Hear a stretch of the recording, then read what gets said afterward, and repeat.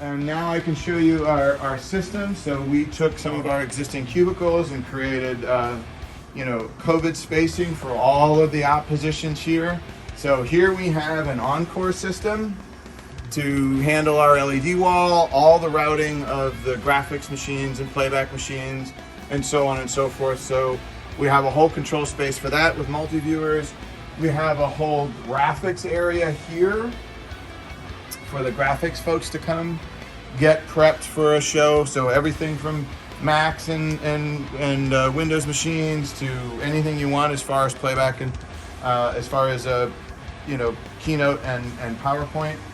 Here we have our playback, lower thirds, and LED wall content.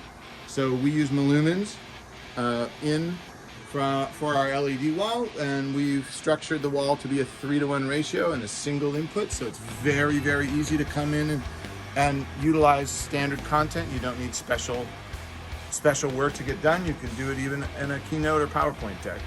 We have our caller station here. So this is where we have 6 independent caller machines.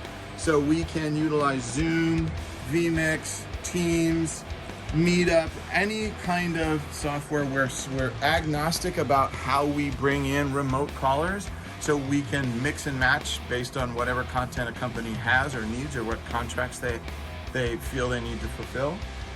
Over here we have our outbound streams. So we have encoders, we have image pros for going out, embedding audio. And here we have our audio position. So this handles all the remote audio, all of the in-studio audio, all of the playback and so forth. Let me show you the video switcher over here. We have a camera switcher. It's a Hanabi switcher. It's 2.5 MEs. We have both a switching position and a show caller position here, so we can have a variety of people leading the team. We have an engineering position over here for your camera engineering. We have Ikegami cameras, broadcast studio cameras, beautiful, can do 4K, and our record is right here. So this is all of our record and engineering for camera engineering.